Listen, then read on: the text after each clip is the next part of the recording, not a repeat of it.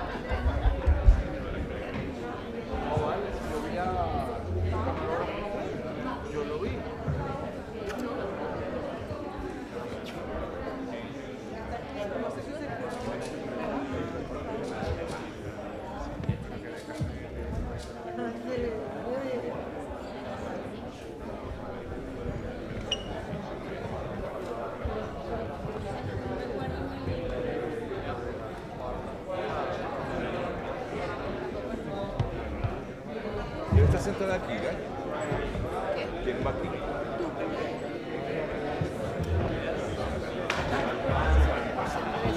Ah, bueno.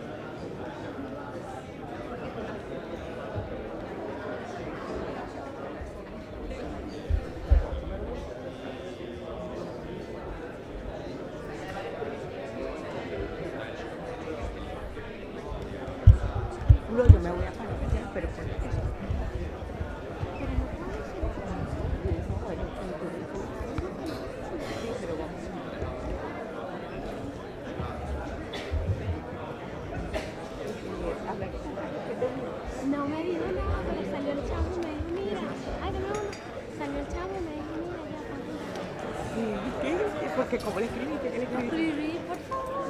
No me llamo Claudia. No me dijo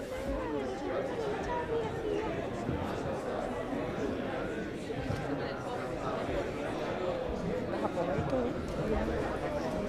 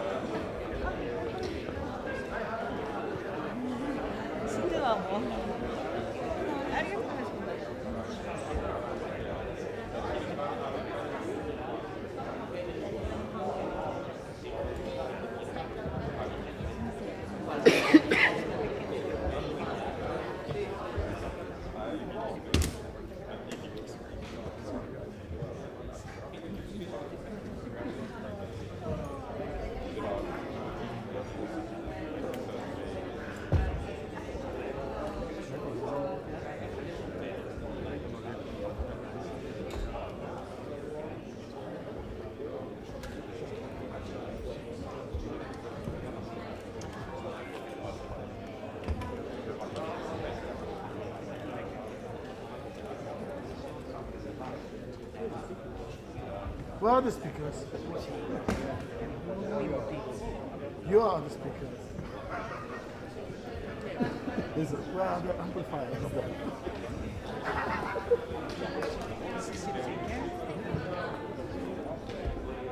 Oh, I can sit here. I can sit here. Well, I don't know. No, sorry. Yes, I forgot that. You sit here. Oh, someone's sitting here.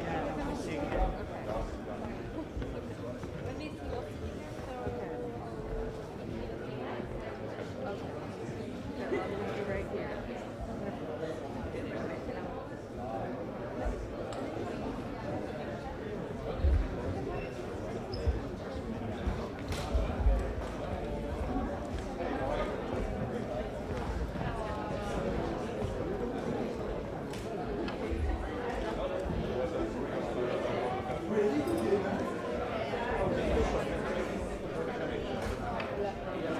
Mira, yo.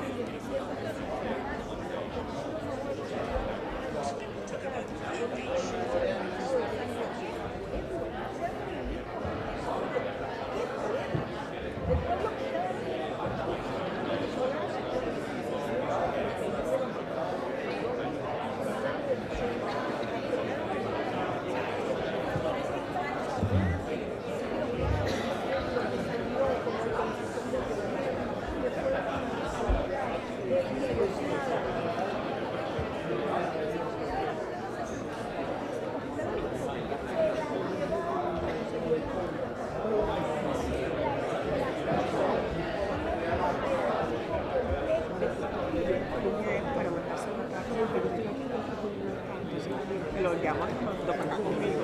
Pero que ya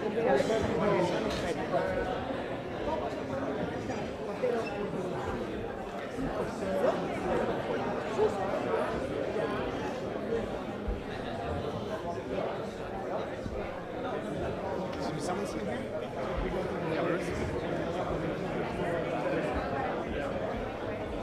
That's okay.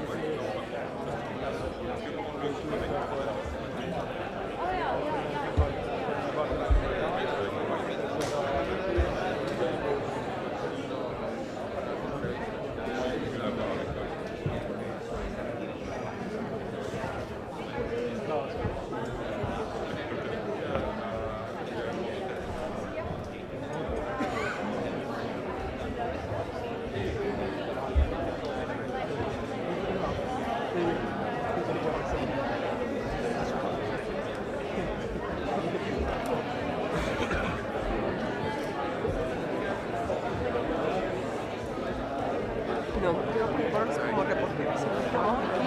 Pero diga nada más lo del venezolano que ganó el Nobel nominada de sociedad reportando estamos aquí en la prensa María Corina en el último lugar.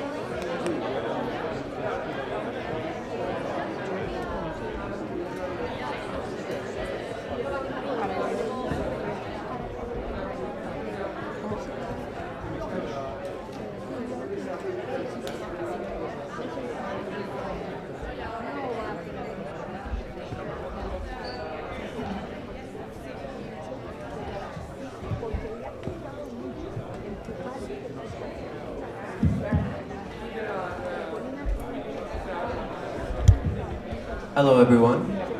Due to some technical difficulties, you will have to put your microphones at the front, in front of the stage, and that is the only way that it will work today, unfortunately. Thank you for your cooperation.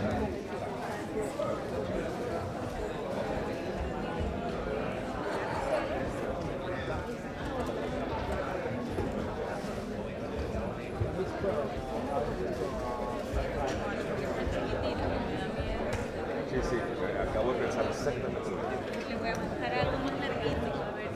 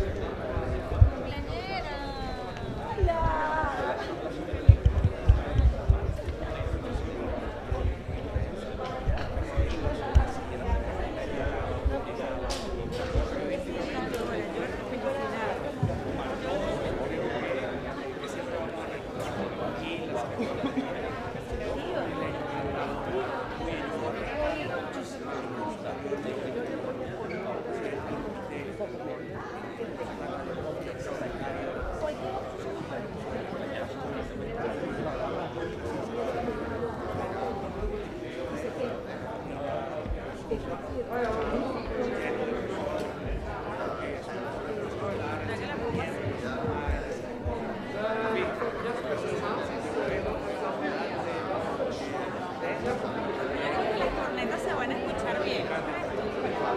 Yo lo voy a hacer aquí.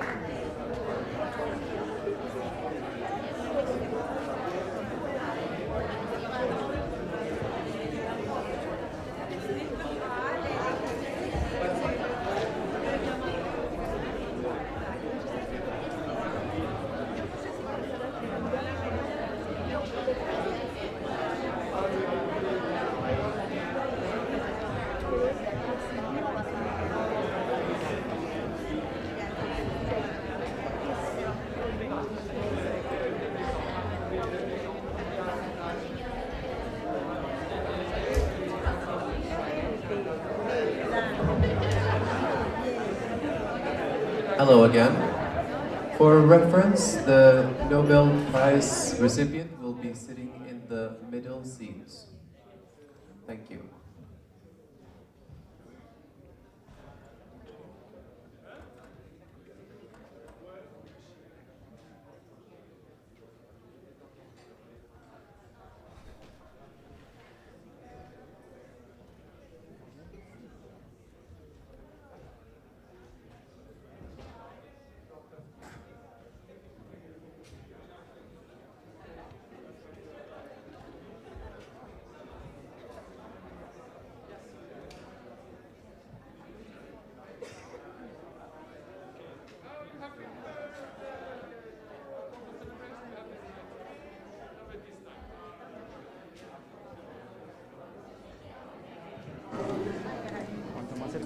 todos, pues mejor. ¿Aquí se va a sentar? Pues presumimos, suponemos que Dijeron sí. el del Ha centro. dicho eso. ¿Aquí? Sí, ha dicho ¿Seguro? asiento central. No, pero no me muevan el micrófono, no lo muevas, no lo muevas. Es que, claro, lo ponemos. Voy a pasarle a la gente que lo dejó aquí para acá entonces.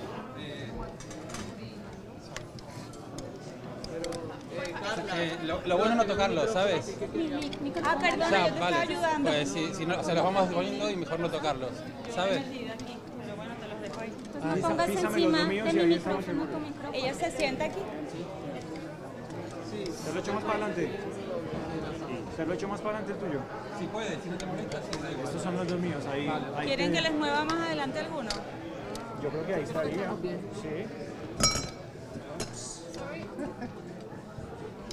Ah,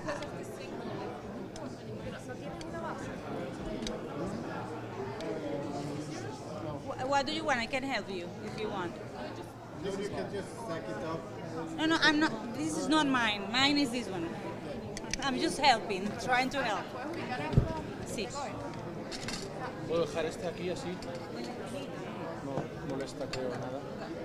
Aquí voy. Donde sea. Yeah, it's okay. Can be both of them.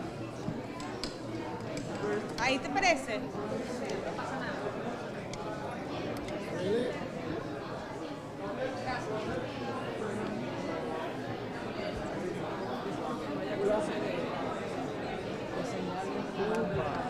Eso es horrible. Y aunque estén lejos, hay varias frecuencias que se cruzan.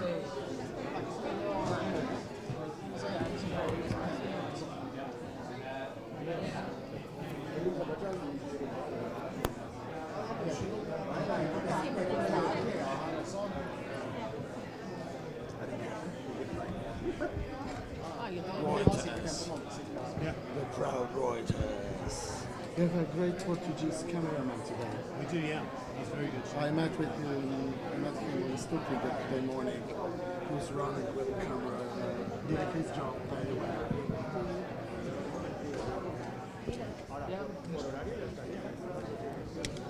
You were glad to.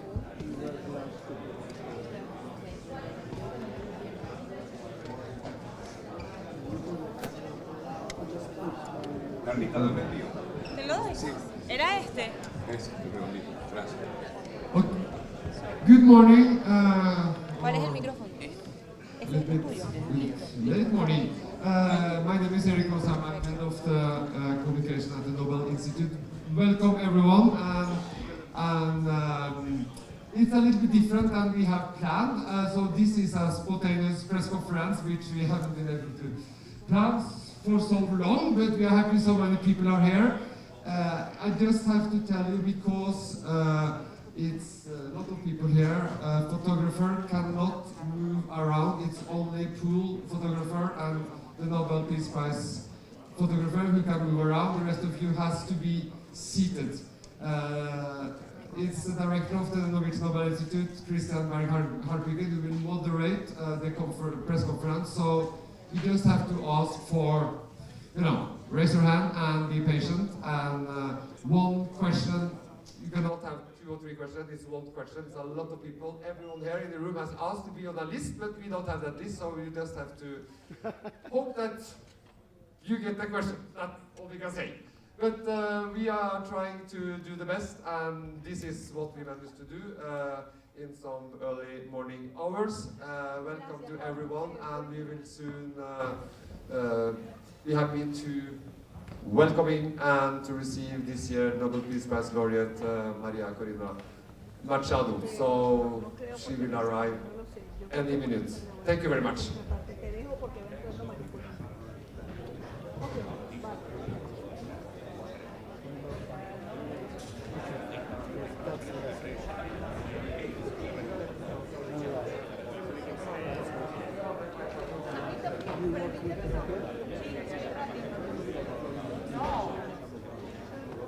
Yes. From the French press agency. I haven't used that. No, but I have yeah, of course I visited that, but I'm not booked.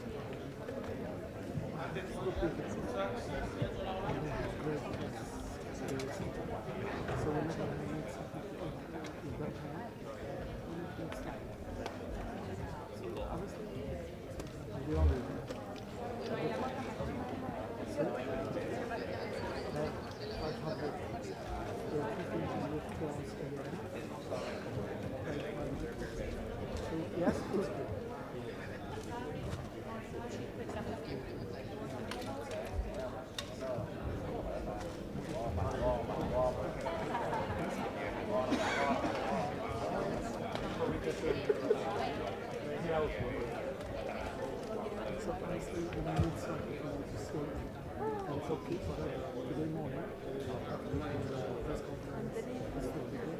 Finally, even today, we need a place where we can see access to it. That's what I mean. And I do this have already been published in both places. No, I don't think that's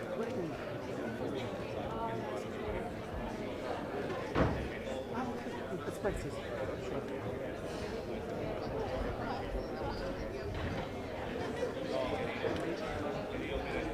Tell me how is it? Wherever I live, I've interviewed somebody. Outside.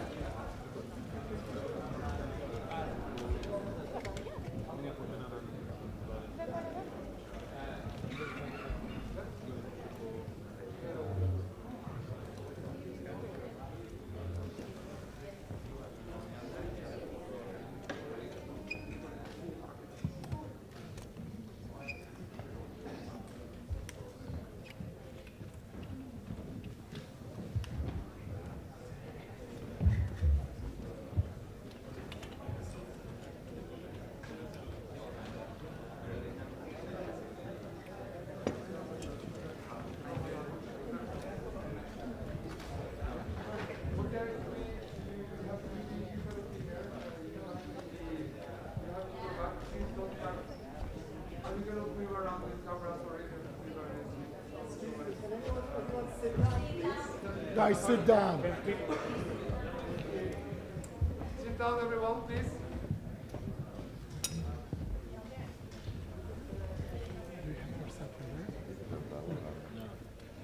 Please take a picture.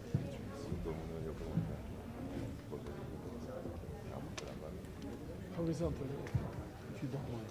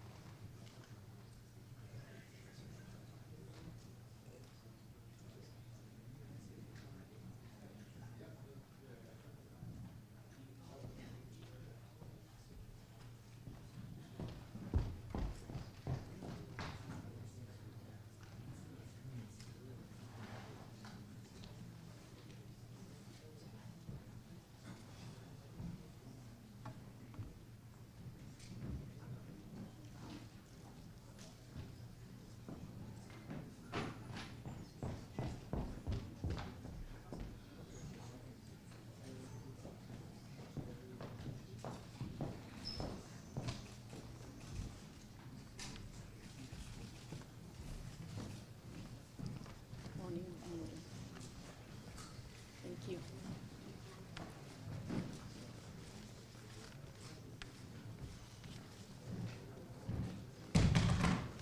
So a very warm welcome, everybody, to this press conference. We're very grateful that so many of you could make it on short notice. As you all know, this has been a somewhat improvised program this year. But more importantly than even welcoming you, despite how happy I am to see you all, I want to welcome María Corina Machado, this year's Nobel Peace Prize laureate, who, as you know, has undergone quite some strain to be here in order to be celebrated as the 2025 Nobel Peace Prize laureate. We are all extremely happy to have you here, to know that you are here safe and sound. I have apologized to you personally, but I also want to do it here with witnesses for driving you so hard after you landed just before midnight last night. I don't think you had virtually a second to yourself, apart from having been able to get a few moments with your family. After all, we are humans. Very happy to have you here, Maria. We will start this press conference with a few opening words from the chair of the Norwegian Nobel Committee, Jørgen Vatne Frydnes. Then a couple of words from the Nobel Peace Prize laureate for 2025. And then we will open up for questions. And I will be moderating this event. And we aim to end up by quarter past 1 at the latest. Please, Jørgen. Thank you. Being here and talking about these issues has such a gravity that I cannot sit. I have to stand up for this, if you may. Because we gather here today to defend something far more important than either side of political or ideological divide. We gather to defend democracy itself, the very foundation lasting peace rests upon. Democracy is what allows nations to handle conflicts without violence. It turns fear into participation and power into responsibility. And this is what this is all about. Democracy, not dictatorship. Peace, not oppression. Few places show this contrast more clearly than Venezuela. There, the opposition united around a simple, essential demand: free elections and representative government. This shared commitment, despite political differences, is the very heart of democracy. But today, Venezuela faces the opposite. The country has entered one of the most repressive periods in years. The goal is no longer to fill prisons, but to silence those who can mobilize others. Torture, isolation, and inhumane conditions persist across detention centers. Families disappear into the machinery of repression. Fear is their tool of governance. This is what happens when democracy collapses. Freedom gives way to fear, and peaceful politics gives way to violence. It should not be necessary to state the obvious. Democracy is the path to peace. Dictatorship is the path to war and suffering. And yet, in the middle of this repression stands or sits a woman who refuses to be silenced. For the past 15 months, María Corina Machado has lived in hiding. You've moved quietly here, cautiously, knowing that every step carried danger. You've lived with threats that would break people. The regime has declared its intention to erase your voice and even your life. Still, despite this, despite every warning, every danger, every reason to stay away, you are here. And today, as we look at you, we are reminded of something profoundly human, that courage is not the absence of fear, but the decision that something else matters more. That is why we in the Norwegian Nobel Committee wrote in October, as the leader of the democracy movement in Venezuela, María Corina Machado is one of the most extraordinary examples of civilian courage in recent Latin American history. But citations and speeches cannot grasp and capture what it means to see you being here in this room, in safety and in dignity. So just let me end with this. From all of us, we are so grateful that you are here. More grateful than any word can express. Grateful that the threats did not stop you. Grateful that fear did not silence you. Grateful that despite every risk to your life, you choose to come. Your presence here is a reminder that hope, courage, and love for your country, love for your family, can outlast repression. Thank you so much for being here.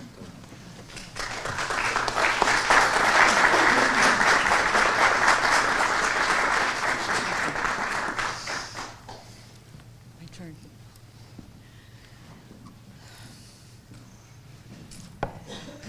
I will start by thanking you all, every one of you who's here today.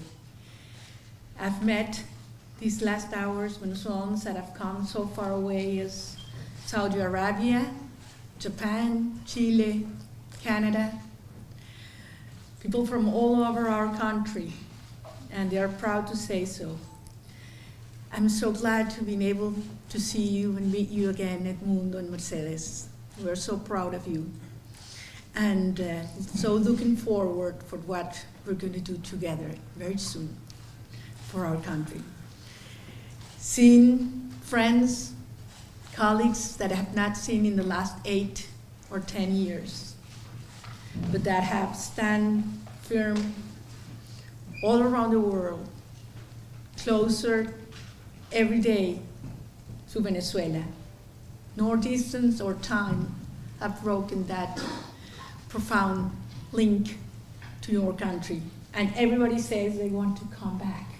Everybody that I've met in the streets of Oslo say they are preparing their bags to come back home, to build a nation that we'll be so proud of, and that we will always tell our children what this generation has done. I am so grateful, and I have to say it here, to the people that made it possible, men and women, that I could have arrived here today. To all of you, my friends, Venezuelans know, because I've said this before, that every single day of my life I ask myself where I'm most useful to our cause. And when I make that decision consciously, that's where I have been. That's why I have stayed until recently in our country. This day, I had to be here. And it wasn't easy. Sometimes it looked impossible. But so many times we've been told what we wanted to do was impossible. And we have done it. So being here today is a proof of what the Venezuelan people's will and courage and love is capable of achieving. And I arrived a little late, but I'm here, and I think that God has its ways, because my words couldn't have been better expressed by someone of a generation that has not known democracy or lived in freedom, but they have learned from their fathers, mothers, and grandparents what it requires. And these hard children are willing to give their life for something they have never known. So that's why I'm convinced we have the best generation of Venezuelans ever, ready to finish our job, not only to liberate our country, but to build a nation with strong pillars, ethical pillars, that will represent the new democratic institution for centuries to come. That's the magnitude of the responsibility we have.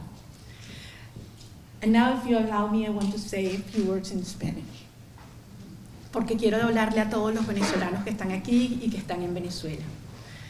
Todos sabemos que este ha sido un reconocimiento para cada uno de nosotros, 30 millones de venezolanos, que nos ha unido porque hemos celebrado en todos los rincones de Venezuela, y en Venezuela a veces por dentro, a veces en iglesias, a veces solo en las cocinas de nuestras casas porque no se podía celebrar en las calles, pero en tantas ciudades alrededor del mundo.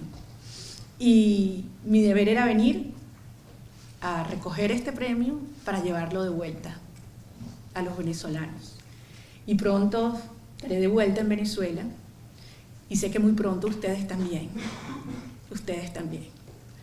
Y vamos a demostrarle al mundo que no solamente nos merecemos este premio, sino que realmente esta generación entera pasará a la historia de la humanidad, porque lo que hemos hecho ha sido enorme y ha demostrado, como lo dije, o lo dijo María Corina ayer, que al final freedom certainly requires democracy, and I started wrong. Peace requires democracy, and you cannot have democracy unless you conquer and defend freedom.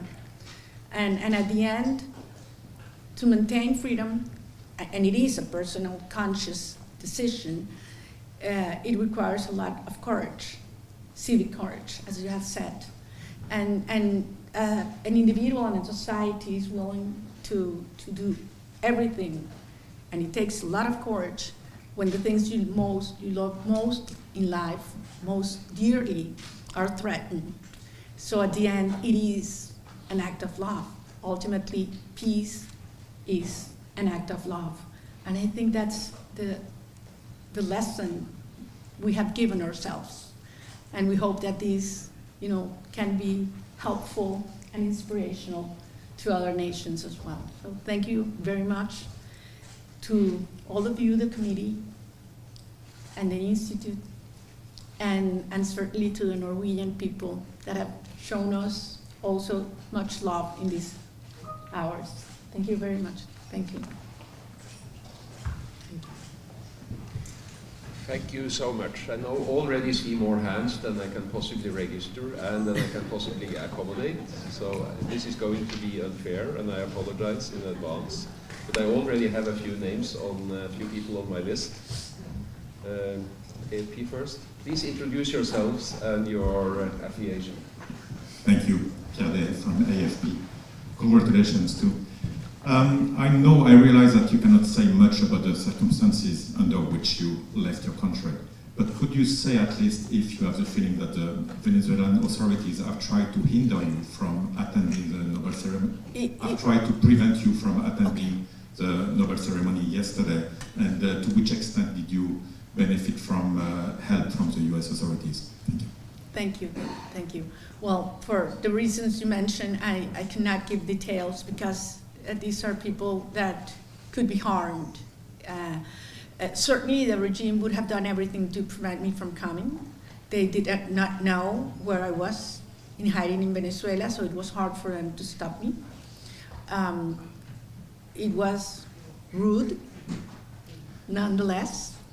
And yes, we did get support from the United States government to get here.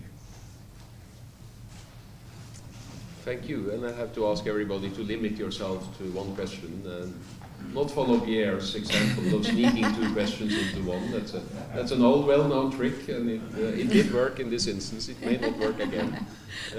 Please, with the light hair there, yes.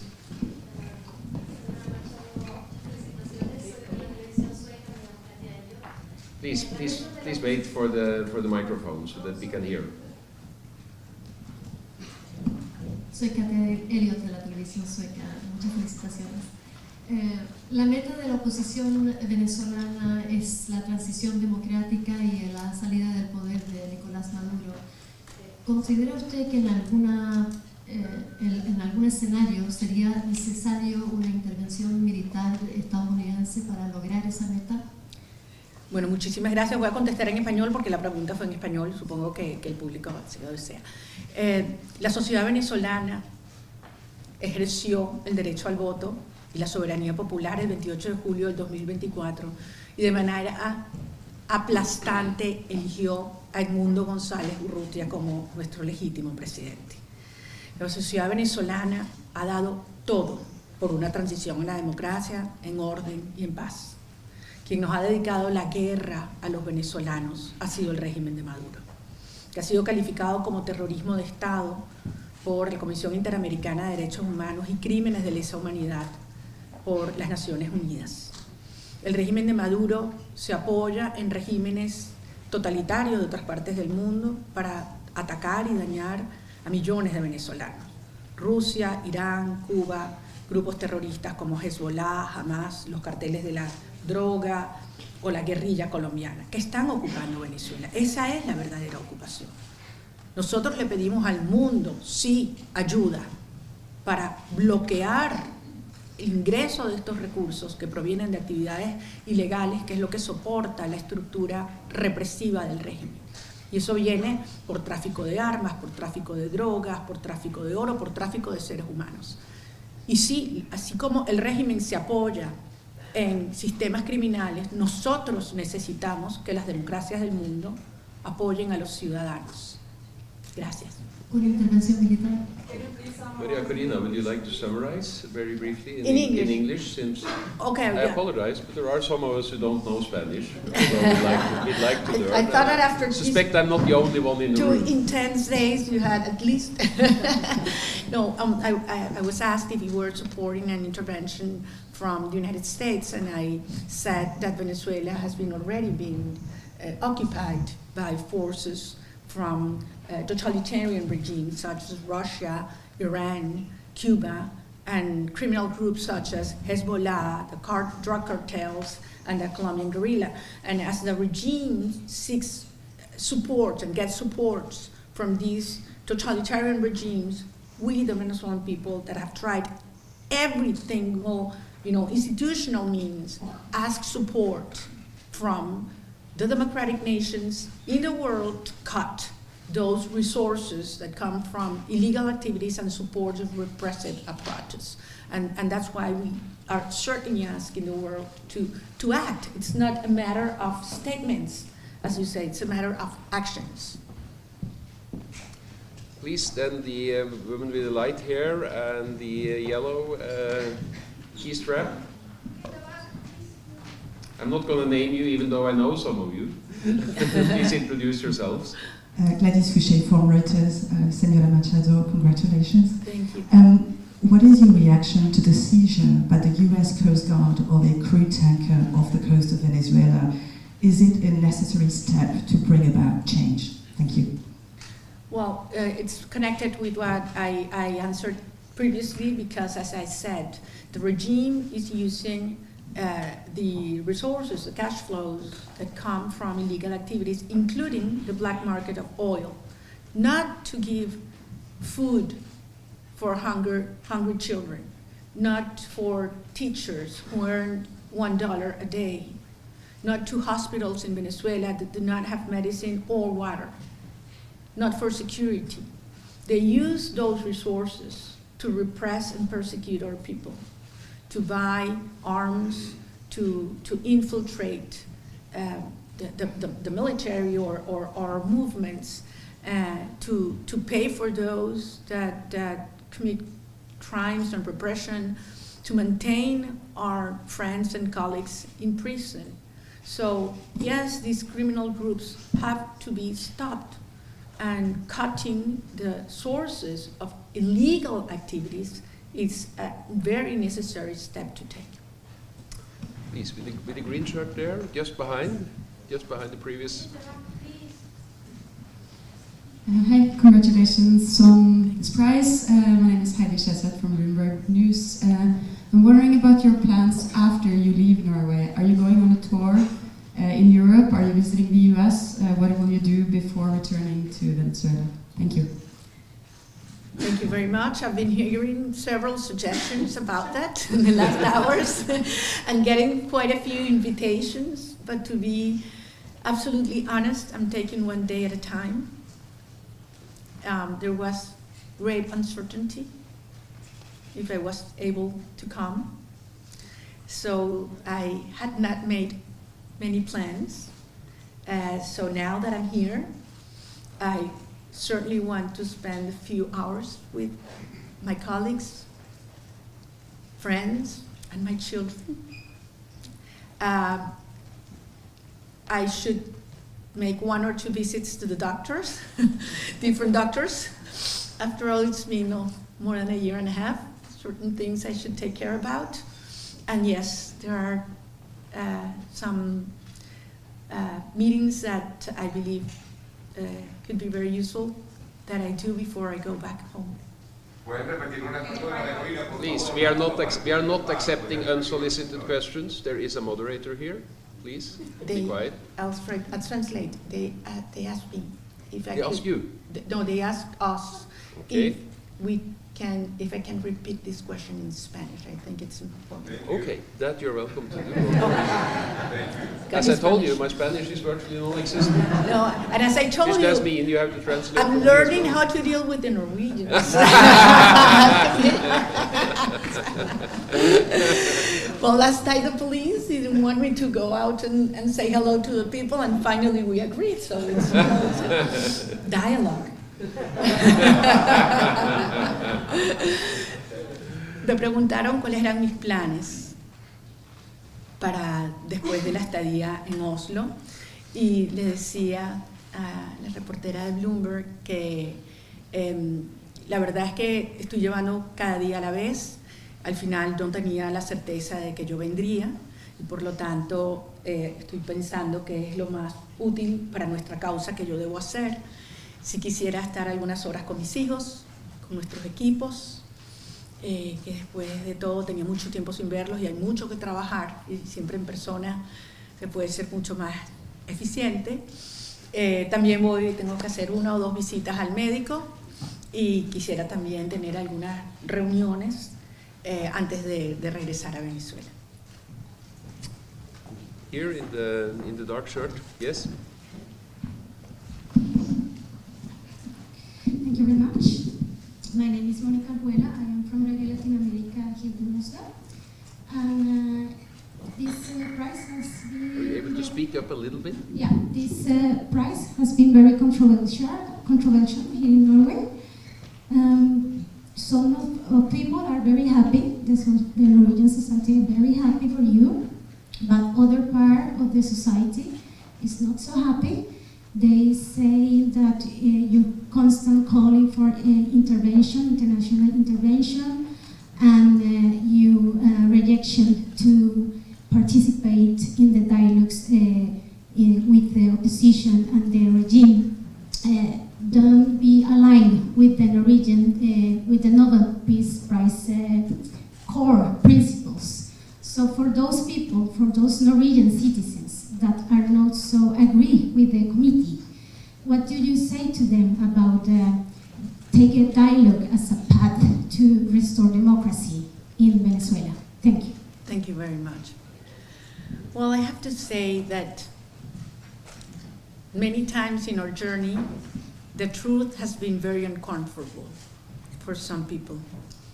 And we have paid a high price for telling the truth.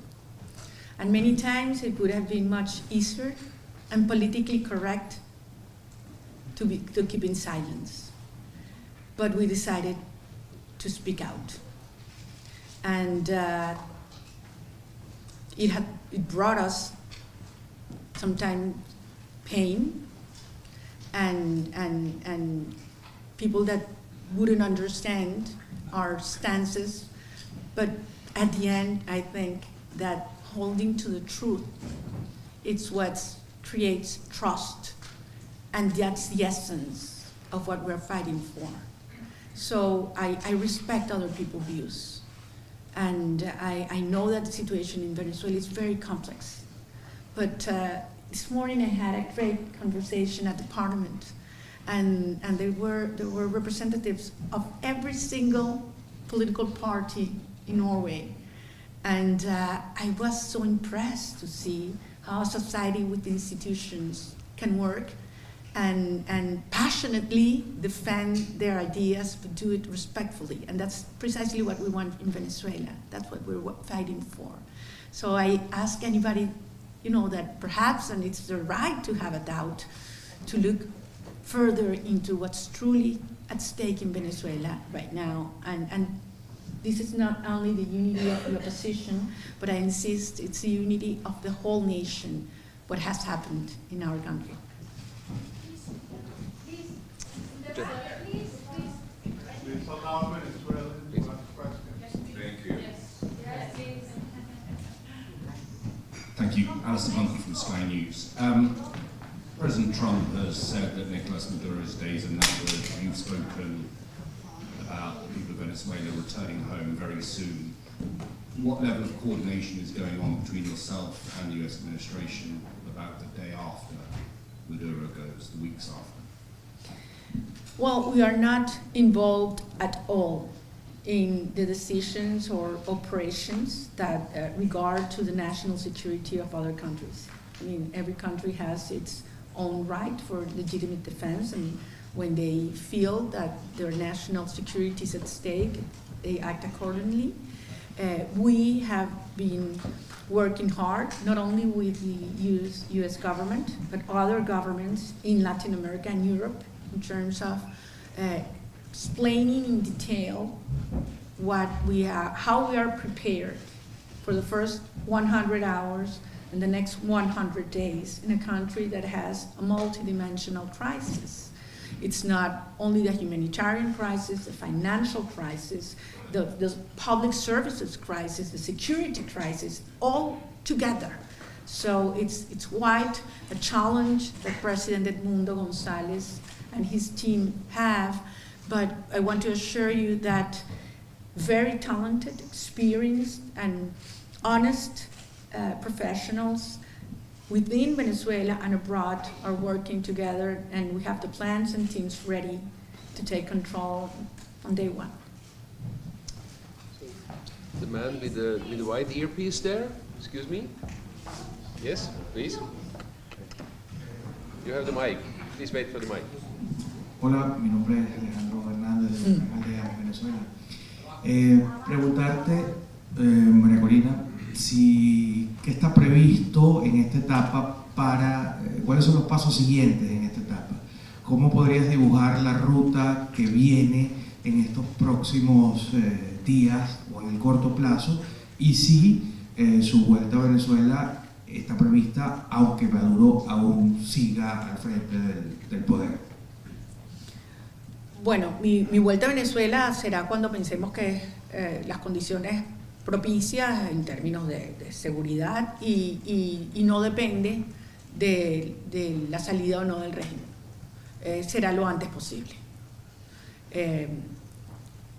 Lo que tenemos todos claro, Alejandro, es que hemos hecho un esfuerzo extraordinario en estos meses de persecución, así como innovamos en el crear el movimiento para triunfar en una elección absolutamente controlada por el régimen, en términos que yo creo que ningún otro país habría aceptado. También estamos ahora innovando en la organización de una sociedad que está bajo la brutal represión.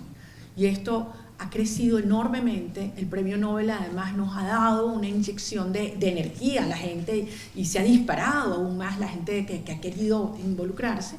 Y lo que hay que seguir es preparándose para la transición, aumentando la presión externa y manteniendo y avanzando en la coordinación externa, que incluye, entre otras cosas, lo que preguntaba aquí antes tu colega, de que el mundo tenga muy claro cuáles son los planes y las áreas de cooperación que se van a requerir durante el periodo de transición. You want this in English? If brief, yes, please. Okay. Sure, I'm not the only one. I follow instructions. Well, he asked me what are the next steps, and if my return to the country was conditioned to Maduro leaving or not power, I said that I'm going back to Venezuela regardless of when Maduro goes out. He's going out, but it's going to be determined in terms of what is the moment when I finish to do the things that I came out to do. And it's the proper conditions to go back, I will go back.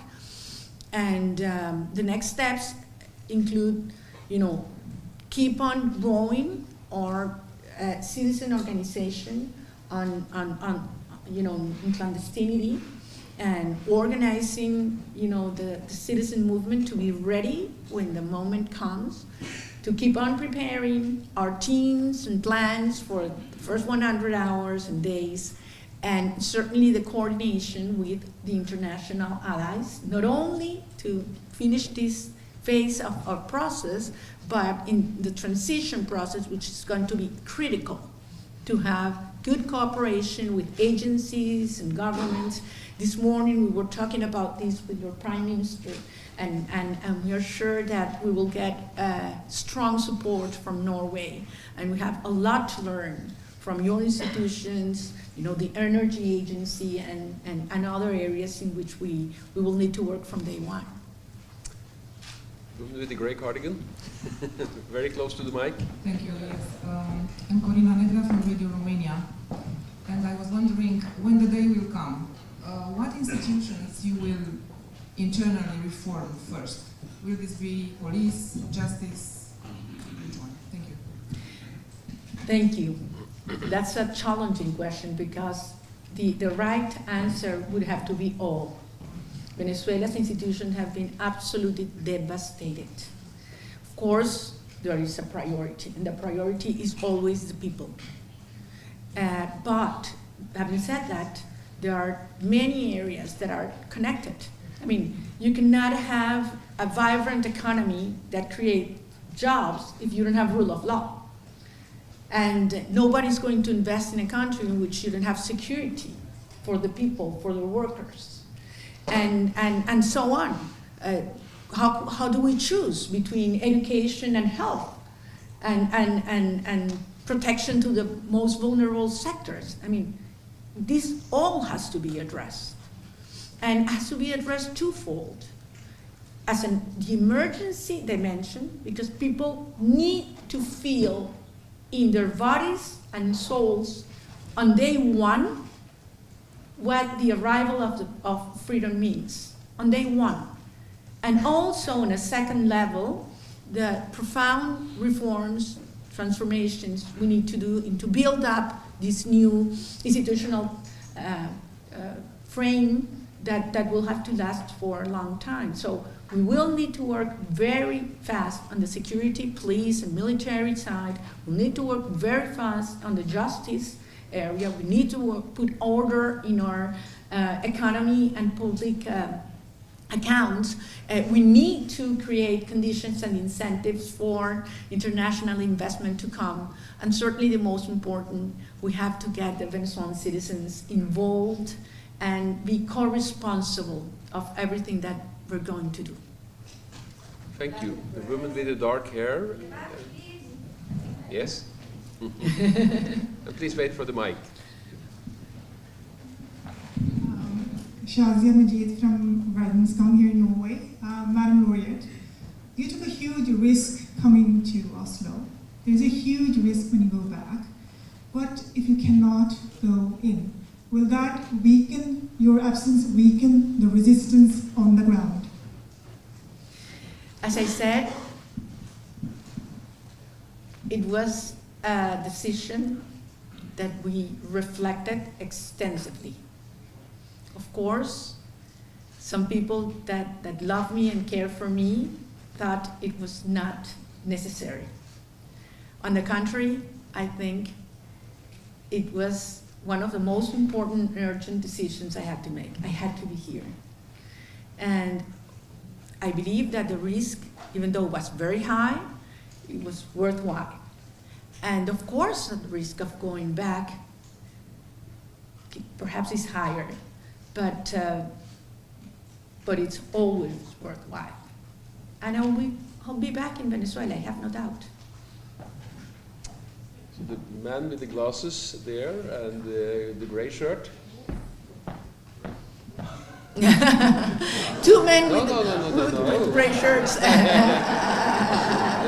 I'm being hijacked here. Okay, you'll get your chance. He has glasses. Felicitaciones, soy Anatoly Kurmanak de New York Times. Por respeto de moderadores voy a hacer esta pregunta en inglés.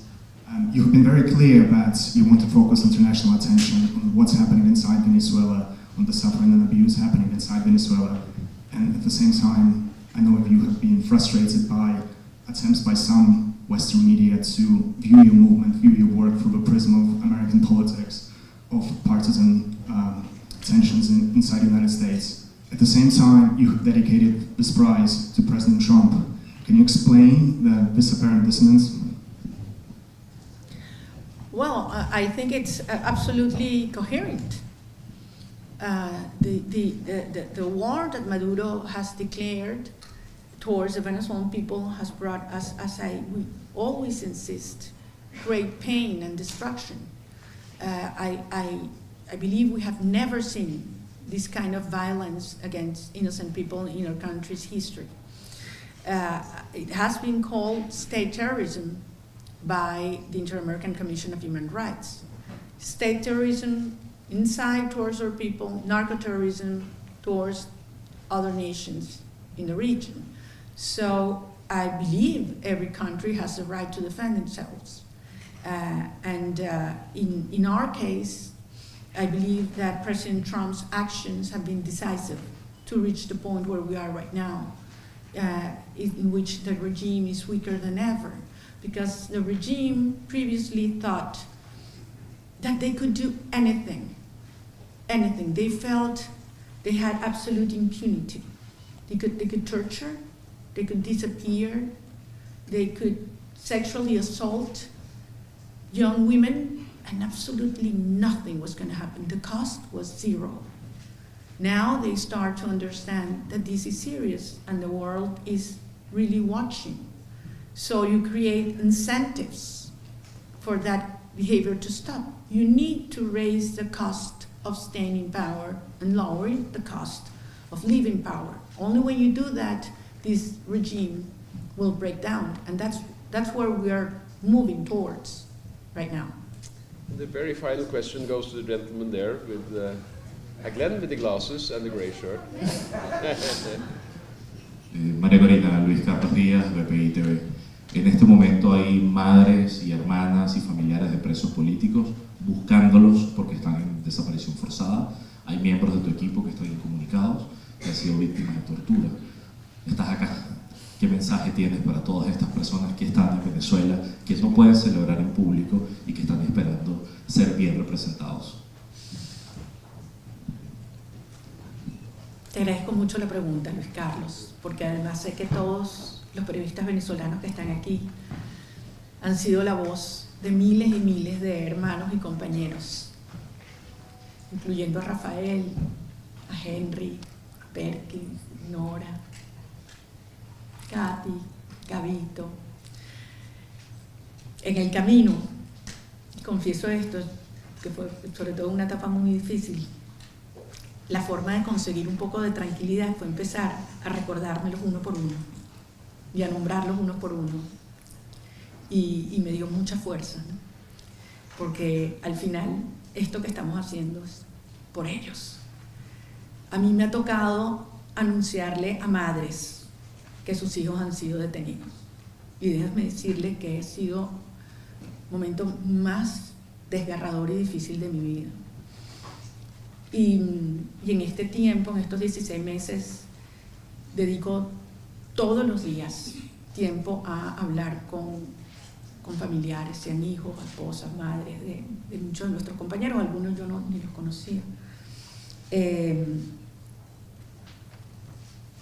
Ayer cuando pude abrazar a mis hijos, yo pensaba en ellos, Flor, la mamá de María. En ese instante yo decía, Dios.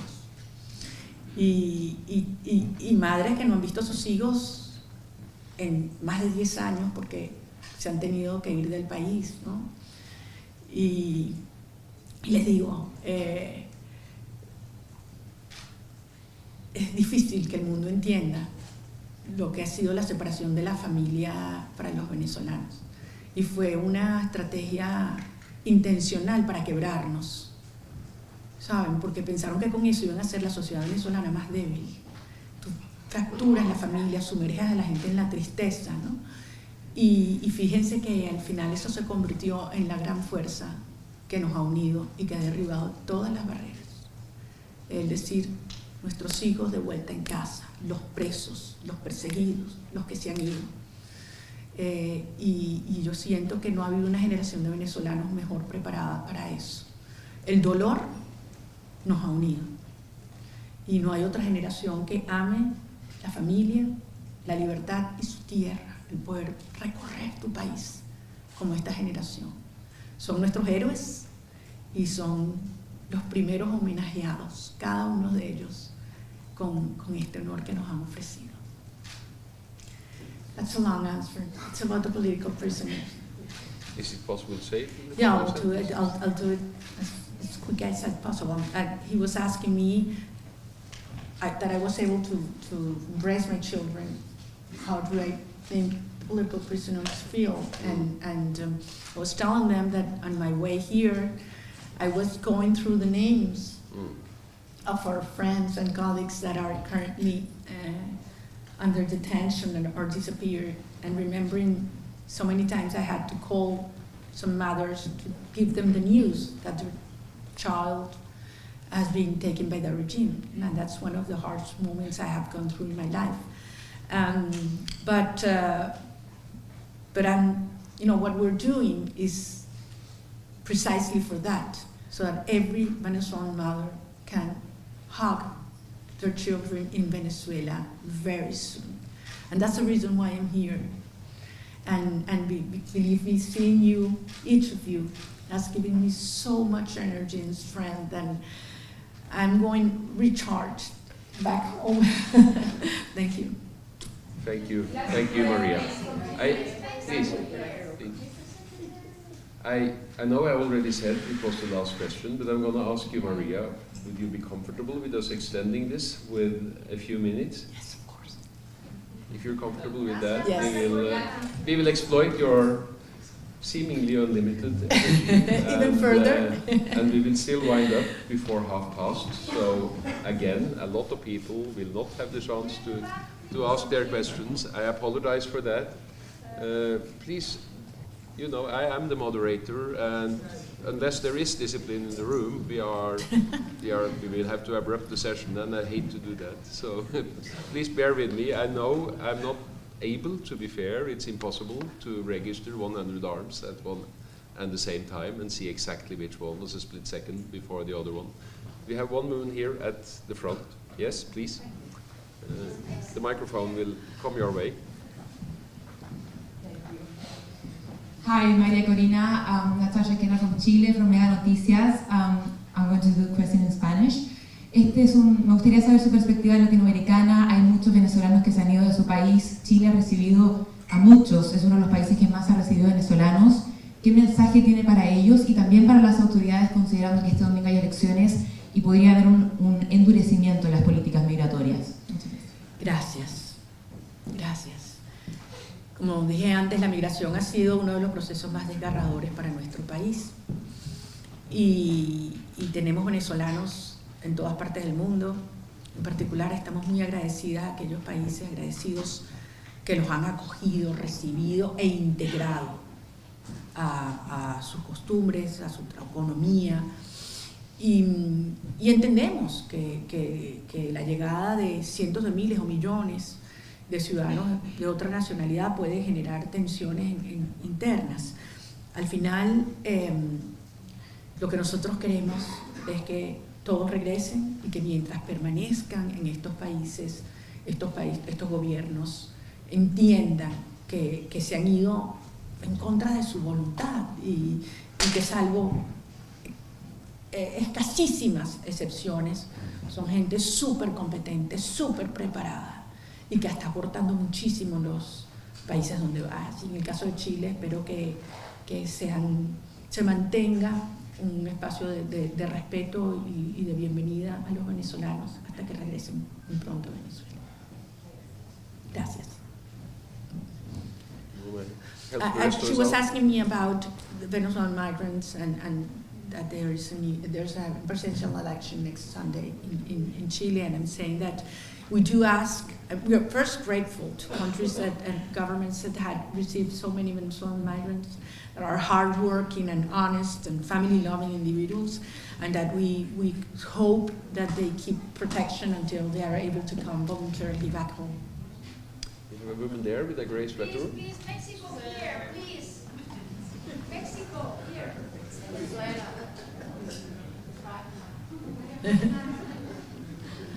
Sí, muchas gracias María Corina.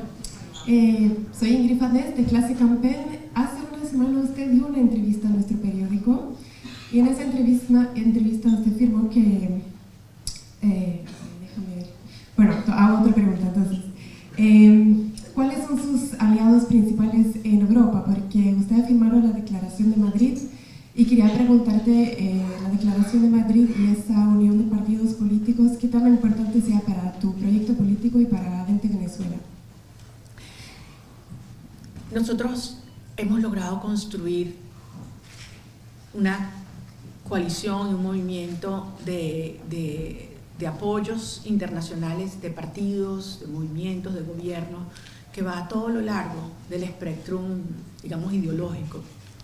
Y nuestro presidente Edmundo González Urrutia ha sido recibido por presidentes, primeros ministros en Europa y en otras partes del mundo, de distinta orientación doctrinaria, porque al final se entiende que nuestra lucha está por encima de estas diferencias que son absolutamente legítimas y necesarias en una democracia, si tienen que ver con principios. No, parece muy lamentable que hayan algunos gobiernos que a esta altura en Europa no estén asumiendo la realidad y la naturaleza de lo que vivimos en Venezuela, pero hay otros, y hoy lo vimos aquí en el caso de Noruega, que llaman las cosas por su nombre y que están dispuestos a asumir la posición de la verdad, de los derechos humanos y del pueblo, que al final es quien eligió. Así que yo estoy muy optimista de que esta coalición internacional, ahora con el premio Nobel, se va a fortalecer y ampliar mucho más también. María Corina, yesterday, I was going to give you the word. You're about to lose it. That was a mistake. We have the woman here in the yellow jacket first. I am sorry, but somebody needs to be the boss here. Hola María Corina, ¿cómo estás? Carla Angola de TVB Network. Quería si por favor podías ampliar un poquito sobre lo que dijiste del apoyo de Estados Unidos para tu salida de Venezuela. Si en esa agenda de la que hablas pudiera venir después de tus exámenes de aterrizarnos a la vida de nuevo, si estás esperando una reunión con Trump.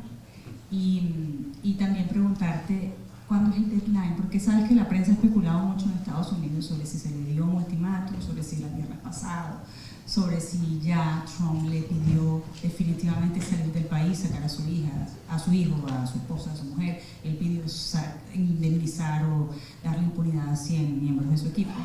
Pero no estoy hablando de fechas, sino de hasta dónde se extiende esto, en el sentido de que ya estamos en el momento en el que Maduro debería tomar una decisión, ¿no? ¿Cuándo entonces, si no la toma, lo hacen los aliados? Esa es mi pregunta. Gracias, María Corina. Gracias, Carla. Yo también dije antes que vamos un día a la vez, y también he dicho muchas veces que yo no voy a especular sobre las estrategias o las acciones que tienen gobiernos extranjeros en materia de sus políticas de defensa nacional. Y desconozco si algún gobierno, en este caso el presidente de los Estados Unidos, tiene o no tiene un deadline. Nosotros vamos hasta el final. Esa es nuestra posición, siempre. ¿Crees que la gente en Venezuela se desinfle por tu salida del país? Ajá, para terminar aquí, Si lo puedes decir en español. Ajá. ¿Cómo te ayudó Estados Unidos? Ajá, yo di la información que puedo dar, que conviene dar, ante una pregunta de si nosotros habíamos recibido apoyo del gobierno de los Estados Unidos para que yo pudiera llegar a Oslo, y la respuesta es sí. Y solamente para terminar la pregunta de más atrás, todo lo contrario.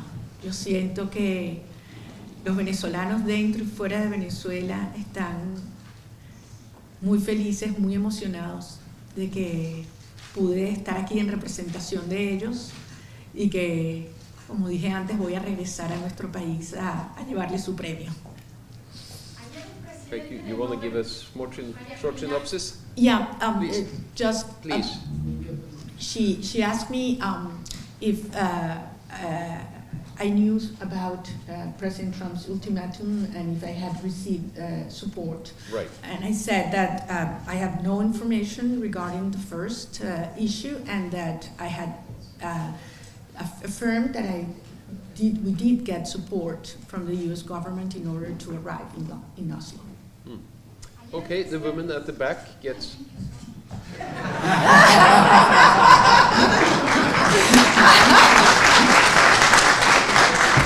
Perseverance.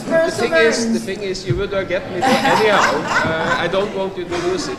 But please be silent.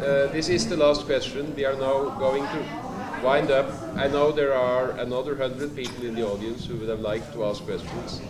They need to go to the forum. They have the activity. Ayer escuchamos del presidente del Nobel de la Paz que dijo: Maduro, step down y reconoce el resultado de las elecciones. Lo dijo claramente. Entonces mi pregunta es, ¿cuál es tu mensaje para Maduro? Y si nos puedes compartir si tú quieres correr para la presidencia de tu país. Gracias. Gracias. Y te felicito por la perseverancia. Gabriela Sotomayor, México, Proceso. Soy corresponsal en Naciones Unidas y te vi hace muchos años y hemos corrido varios años con esta historia. Gracias. Al final, la decisión ha sido de los venezolanos.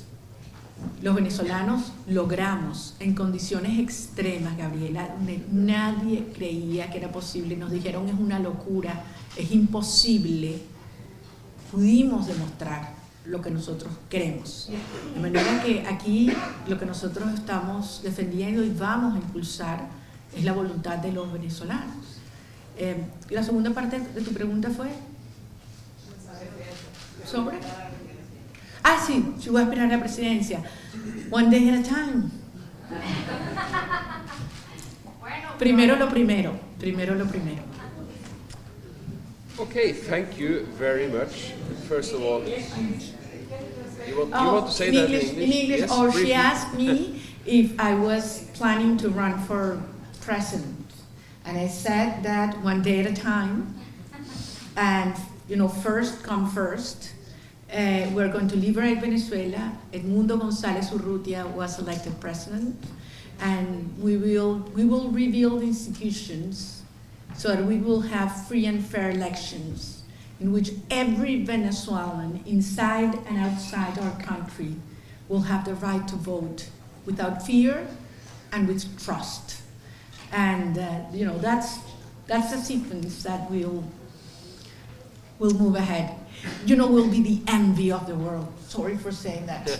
We'll be the envy of the world with the electoral system. We'll have the judicial system. We have the educational system. We have the public health system. We'll have, and people will look and ask, how did you do that? That was impossible.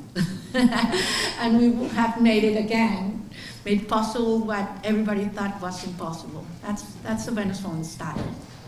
Thank you. Thank you for a translation, and sorry for...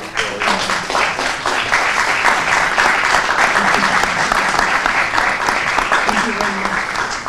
Unfortunately, we are winding up. I apologize to all those who didn't get a chance to ask their questions. It's been quite an intense 24 hours. We say thank you to María Corina Machado. Thank you to Jürgen Vatne-Frydnes, and thank you to everybody for being here. Thank you. Tú hablas con tu base, con tu seguidores, con secreto, porque población. ¿Qué le tendrías que decir, María Corina, a ese porcentaje de personas que han seguido el gobierno, al chavismo, y que temen que en la transición haya algún tipo de situación?